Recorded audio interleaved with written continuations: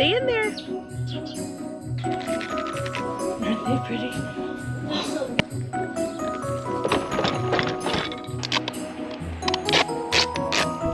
Go eat that up, buddy. Really, anything goes. Good morning, it is Friday and my kitchen is a disaster. I tend to not do dishes in the evenings because that's when my husband comes home. He leaves pretty early in the morning and he comes home, you know, after dark at this point, at this time of year. And I would like to spend time with him and not spend a ton of time worrying about what the kitchen looks like. So in the mornings, this is what my kitchen is gonna look like, and it is what it is. But this morning, before I go ahead and make breakfast, I am setting up some sprouts. So I had spoken about sprouts very briefly in a recent video, and I think I said I like to make sprouts over the summer. I misspoke. It is over the winter. Normally our garden doesn't do as well as it is doing over the winter months, and my sprouts are like a backup. And this is what I'm talking about. You can buy sprouts at the grocery store. They're usually very expensive. Let me tell you that if you need a little boost of nutrition and you don't want to spend that kind of money, you do not have to. Sprouts are incredibly easy to grow, and there's a ton of nutrition packed in these little guys. You can find a whole bunch of different sprouting mixes online. I'll link some in the description box. This is the one that I've been buying because my kids like this one. This is the one that we can get at our local Amish bulk supply store. And all I do to set this up is put about a tablespoon, maybe a tablespoon and a half, in a quart-sized jar. You could do a smaller amount if you didn't think you could go through this in about a week. It's like a rounded tablespoon. I'm making a mess. There we go. And for now, I'm just kind of covering them with water like this, letting them soak. These are going to soak all day, and then I will go through the process of rinsing and spreading out the seeds in the jar 2 times a day. I do have a dedicated video on this, and I will link that below. And in 1 week, we get this, and I will start the process all over so that we always have an active jar of sprouts in the refrigerator. This is the sprouting lid that I use. The holes are big enough to allow for airflow, which is important, but even fruit flies can't get in here. Hi guys, happy Saturday. The sun is finally out. It's been so cloudy and dreary, and it's so nice out today. Winter is coming though. I have seen the forecast. But it's been a little bit since we did a bunny update. You guys last saw our baby bunnies when they were 3 days old. I'll have to look at my calendar and figure out exactly how old they are right now and put it down here, but they have their eyes open. This little guy in particular doesn't exactly have his eyes open, but something that I'm noticing about these rabbits is that some of them do have kind of that beautiful Rex fur quality. Their dad has Rex fur, which is very, very plush. Whoop!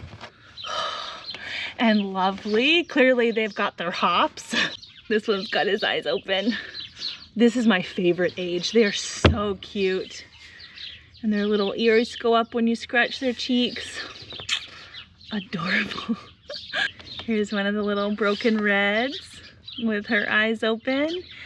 Now, I don't actually know if this is a girl. You can't tell quite yet. You can't tell genders until about 3 weeks old, and even then, it's kind of hard to tell, really. And this is one of the black babies, which also does seem to have that Rex quality of fur.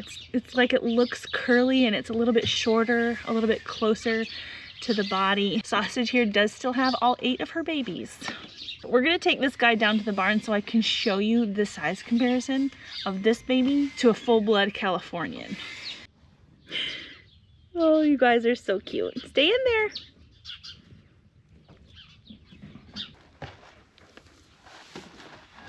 No, you're not gonna stay in there. Okay. Look at the difference of these babies. So this here, he's on the move. Woo!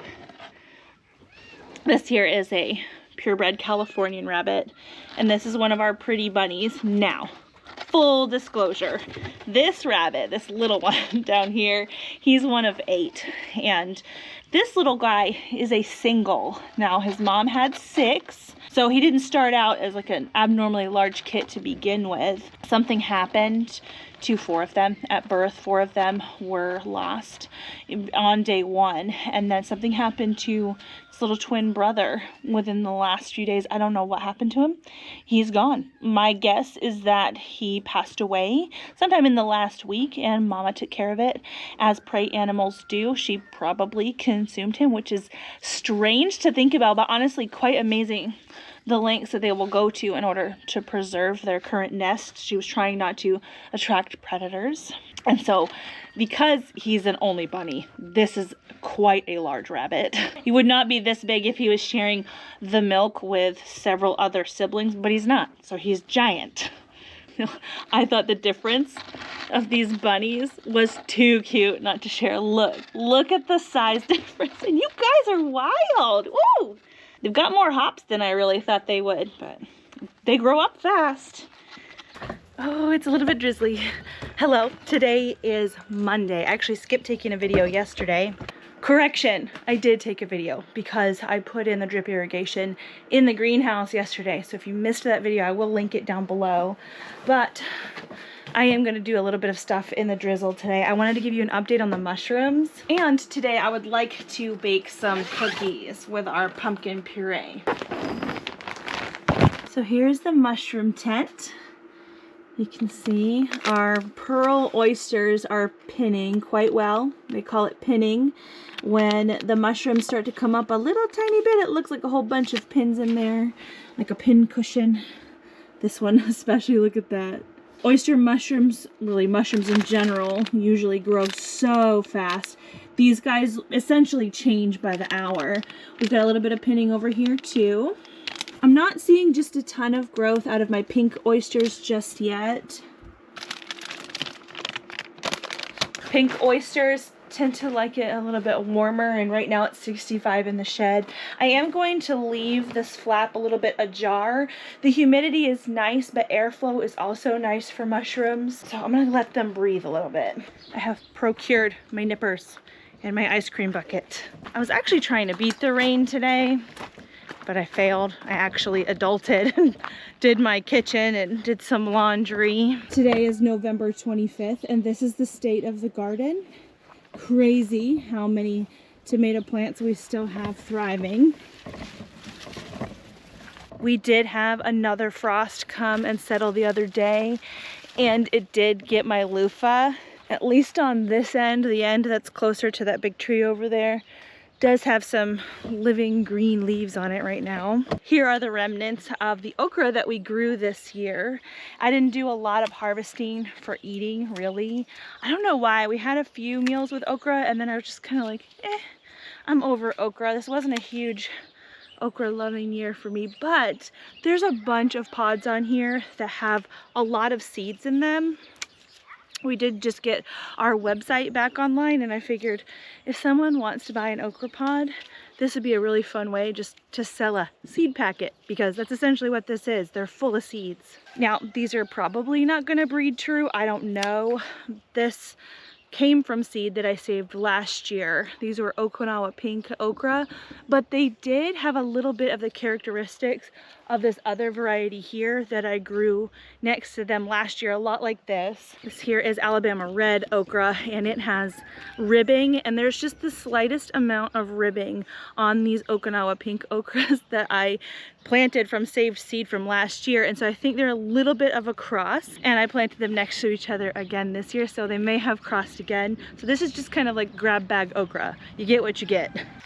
I don't know if that noise is gonna come up on camera, but there's a bunch of seeds in here. One of these that's opened up a little bit. I'll show you what it looks like. Okay, this one has a good spot.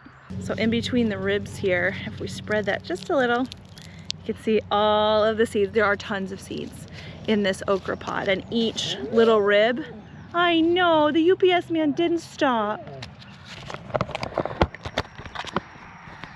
That was, I know. Oh, your friend didn't stop. We'll give you a treat in a minute. We'll make up for it. The male people love Buster. give him treats and he's sad that his friend didn't stop here. I'm sorry. Anyway, each rib of the okra does have the same beautiful row of seeds. So there's a bunch of seeds in one of these. I know, Buster. We'll get it together. Just a minute. I know. This okra plant here, this Alabama Red, actually volunteered from seed that fell from the okra that I grew last year. And I can see that this pod here has been outside a while and has been dry for a while, and it has opened up, so inevitably seed has fallen. I'm sure the birds and critters have gotten hold of some of it, but we may see okra volunteering here next year, which I will happily welcome. If nothing else, I really just love the beauty of okra. I kind of liked the ornamental value of it in the garden this year, even though I didn't harvest a lot for food. These ones are not quite dried out, so I'm going to leave them up here to cure a little bit longer. There we go. Pretty little bounty. And I'm just going to set these in the shed in front of the dehumidifier because they are kind of covered in a little bit of the mist that is falling right now. I don't want to ship them off with any kind of moisture on them.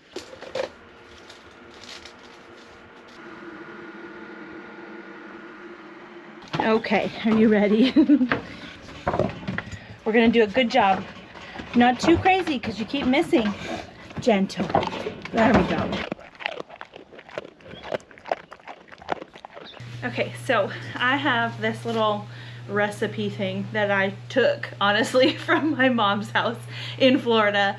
Full disclosure, my mom doesn't do a whole lot of cooking anymore. She lives in a spot where it's like a studio and she doesn't have access to a full kitchen, and so these recipes will not go to waste here. My mom did not do a whole ton of cooking in my childhood, and so there's a few recipes that are very nostalgic for me in here, and this is one of them.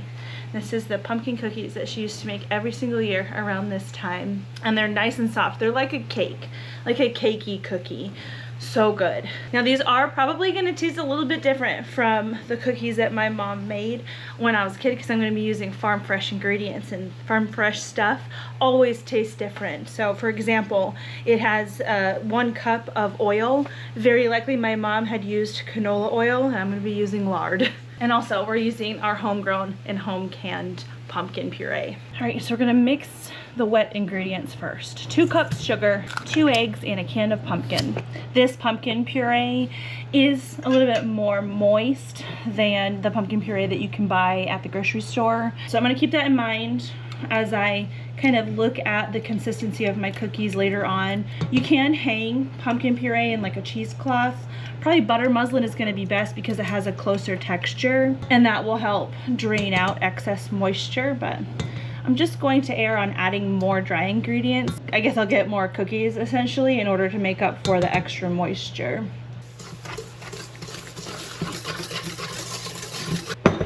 And then for dry ingredients, we have 4 cups of flour, 2 teaspoons of baking soda, 1 teaspoon of salt. The recipe calls for 1 teaspoon of cinnamon. 1 teaspoon of cinnamon is a joke. We're gonna go for 1 tablespoon of cinnamon. And I personally really love nutmeg, so I'm gonna add a ½ teaspoon of nutmeg in here. And we mix this together and add the dry ingredients to the wet ingredients. I think I'll continue to use my Danish whisk as well. I really like this thing. Cinnamon sank to the bottom. Now we add 2 teaspoons of vanilla. The recipe says to add 2 teaspoons of milk. I'm not going to put that in here because of the extra moisture inside of my pumpkin. Now I could add a little bit of milk powder because I'm sure there's proteins and things in the milk that help contribute to the consistency of this cookie, but for this time I'm going to leave it out. 1 cup of oil. We're going to use lard. This just came out of the freezer a few hours ago, so I might have to scoop around the outside edge to get a cup of soft lard. And it calls for 6 ounces of chocolate chips. I am positive that is more chocolate chip than the recipe requires, but it also calls for ½ cup of chopped nuts, of which I have none. But it is a really great addition to the cookie. So this is the consistency that we have. I feel like this is at least close, if not exactly what they should look like. Another thing I can't quite remember is if the pan should be greased or not. Usually, because my pans here, my stoneware pans, are pretty seasoned, even if a cookie recipe requires the pan to be greased, I don't have to, because they're kind of non-stick as it is. There is quite a bit of oil in these cookies, so I think I am not going to grease the pan. Maybe we can grease one and see how it works. We'll do that. Here's some butter from the store. Could have done more lard, but the butter is probably going to be a really nice flavor. One thing I can remember about these cookies is the way that she put them on the pan. She scooped up a big tablespoon like this and plopped it down. Very rustic. I thought about doubling this recipe. I'm really glad I didn't. This is going to be a lot of cookies. Alright, so I'll get to do at least 2 rounds in the oven. It says to bake for about 15 minutes. My mom has a note that says her oven only needed 12 minutes. Historically, on these pans and in my oven, I need to go a little bit longer than recipes say. So I'm gonna start with the original recipe's 15-minute suggestion.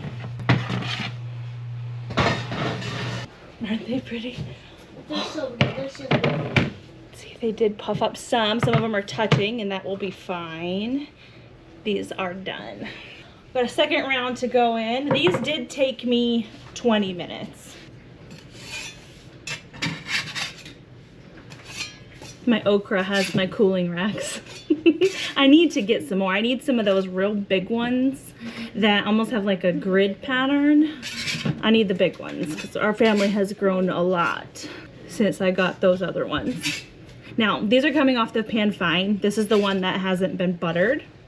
And obviously the ones that are on the buttered pan are coming off great too. So it may not matter. It's not gonna hurt to butter the pan.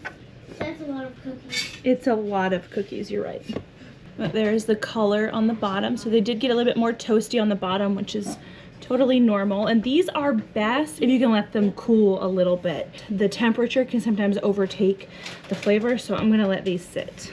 Okay, so that recipe made 41 cookies. So I'm very glad that I decided not to double it. I looked at the recipe and realized it had 4 cups of flour and figured that maybe I didn't have to double it for our large family. So feel free to cut that in half. So we're gonna taste test. I wanna show you how soft they are. Like I said, they're just like a cake type cookie. Squishy and lovely. I had braces for a really long time as a kid, and when I had braces, I got really out of any kind of enjoyment of a lot of crunchy food, so soft cookies are where it's at for me, and these are so great. They are missing that like nuttiness that nuts obviously would impart, so if you have those and you like nuts, definitely incorporate those, but they're so good without too.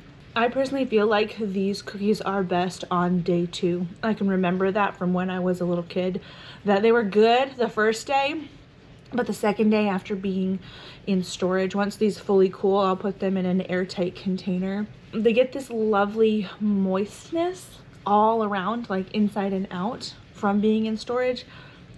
So good. Hello and happy Tuesday.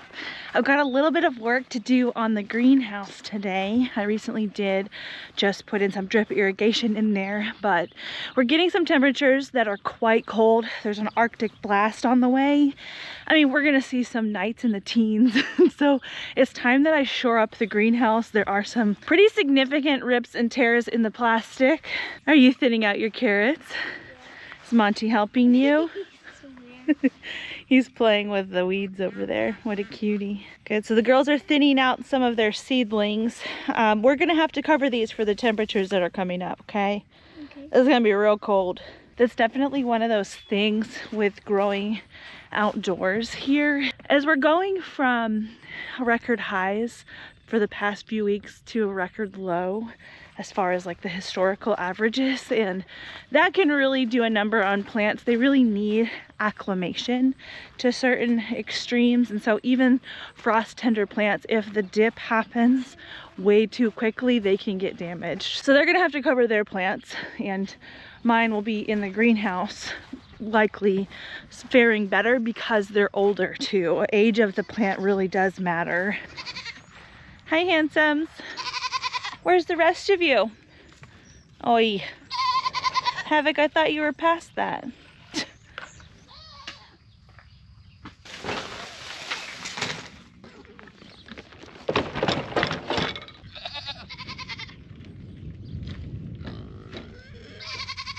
This here is one of the big tears, and it happened because the pipe at the bottom that weighs down and straightens out the wall separated. There's supposed to be a screw in here holding it together, and when that slipped, the fabric got caught and it just tore all the way up. Ideally, the best thing for me to do in this situation is to take off this pipe the whole way and tape it all the way down, fix the pipe and put it back on. This is definitely a two-person job, and my husband works during the day, and by the time he gets home at this time of year, it's dark out, and we can and will do stuff in the dark with headlamps as needed. But I think that because I have a whole bunch of cool loving plants inside the greenhouse right now for, you know, the foreseeable winter, I'm not going to worry too much about getting this super secure. I'm just going to take care of the big obvious holes. This plastic needs replacing at some time next year anyway, so I don't want to get too fussy with it. I do need to wait for this plastic to dry out. It was rolled up and it rained yesterday and it just sort of collected in the plastic, so we're going to leave that down for now so that the tape will stick. This here is the north side. And I have taped up this side several times before for critters that have gotten in the greenhouse and then panicked and chewed through the wall to get out. I think that's probably what's happened here. I have this greenhouse repair tape that I bought online in a few different widths, and this stuff works really great. It's held really well from over the years from all of the sun and wind and weather.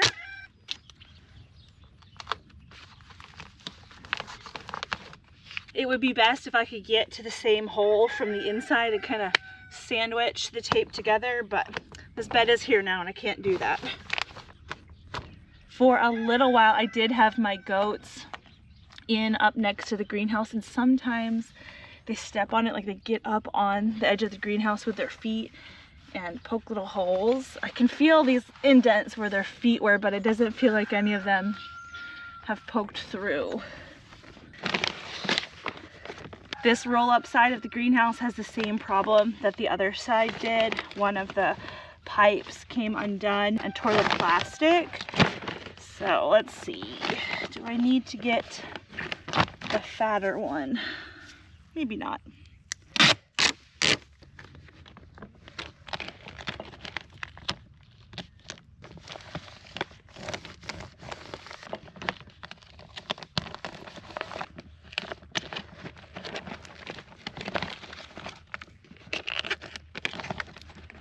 There we go. I think I missed it in frame there, but I just stuck some of the greenhouse tape around where these two pipes come together so that I can at least take care of the problem temporarily. This is definitely like a band-aid fix and not a permanent fix, okay?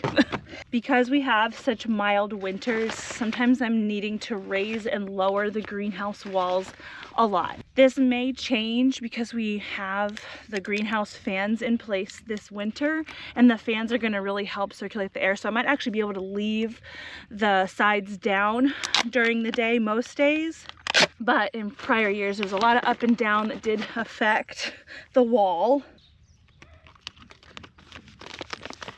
Also, we've never left the shade cloth on the greenhouse all winter long. It's only a 30% shade cloth, and besides that, the greenhouse never sees any shade. It's right in the middle of our property, and we do not have a whole bunch of trees. So even with the shade cloth, the plants get plenty of sun, and it also helps the greenhouse not heat up too much in winter, because it can. I did just set up the greenhouse on a drip irrigation, but I don't have everything set up on the drip. Like the green stalks, you can actually put those on an irrigation system. It's kind of neat. I may do that in the future, but you know, the peach trees on wheels do not have the irrigation hooked up, and this bed doesn't either. I probably could have figured out irrigation for this, but it's fine. I can hand water some things for sure. Sometimes things like irrigation, they're nice to have, but they mean that sometimes you spend a little bit less time in the garden. And when you spend less time in the garden, oftentimes there's things that you miss, like bug pressure and stuff. Some of the cabbage loopers and things, if they get bad enough, I mean, they could wipe out a whole plant in a matter of just a couple days. So it's kind of nice to have the excuse to come in here to water certain plants, because that means I'm spending more time in here. Not like an excessive amount of time like I was when I was hand watering the whole greenhouse, but enough time to notice things like that.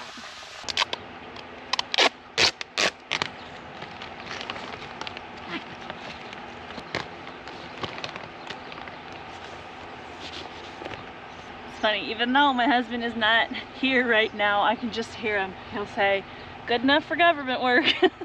Good morning. It is Wednesday, and I realized I never updated you on how the sprouts were doing. These are the same sprouts that we started, and it's not really done until the sprouts fill the jar. Now again, I used, I think it was a heaping tablespoon of seeds, and that's what fills a quart jar in the particular mix that I'm using. So it's just another couple of days before these are ready to put in the fridge, and we'll start another batch.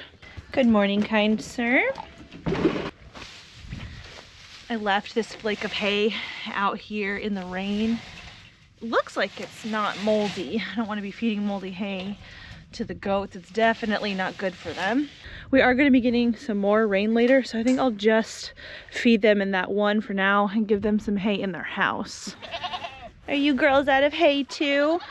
Looks like you are eating it off the ground. I think I'm gonna let you do that. Yeah, they are eating it off the ground. I'm trying to think of ways that I can help slow down them pulling hay out of this feeder. I think I might put up some 2" by 4" wire. It's what I have on their hay feeder that's inside the barn.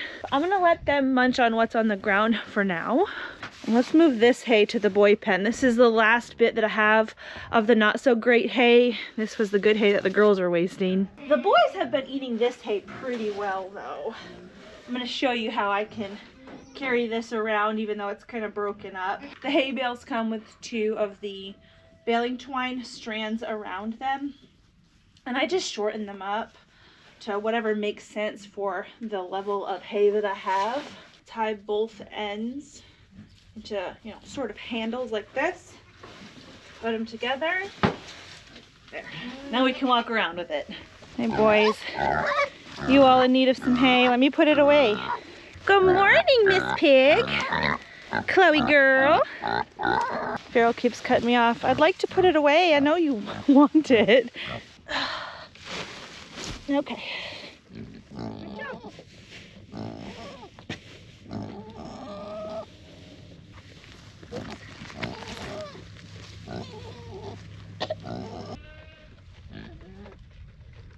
They still have their mineral block under here, but they knocked their loose mineral off.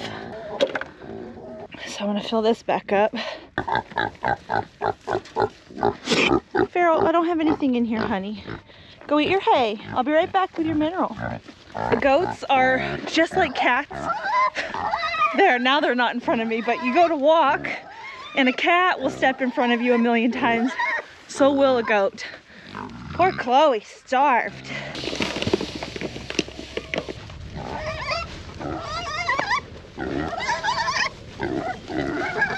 I think that they think that I have grain. They're probably going to be disappointed. Not until later, boys. You don't really want... He's so bad at jumping. You don't really want to feed grain on an empty rumen or an empty-ish rumen. Looking at Farrell. He needs to eat hay. It's better if there is a good bit of hay or roughage in their rumen before you put a heavy concentrate in their rumen. Back up, sir. Thank you. Is that not what you... Oh, gracious. Did he get you? Sir, for real? Is that what we're doing? Yeah, he thought that was grain. It's not, but now they're set.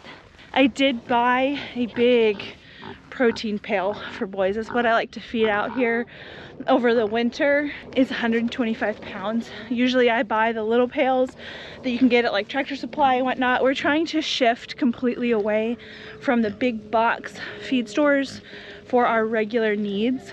And so our local Amish feed store ordered in some sheep care pails, and they're 125 pounds.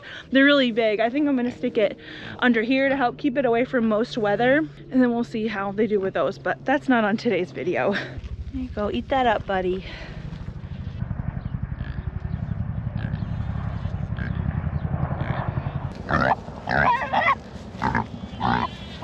All right, Chloe, here you go.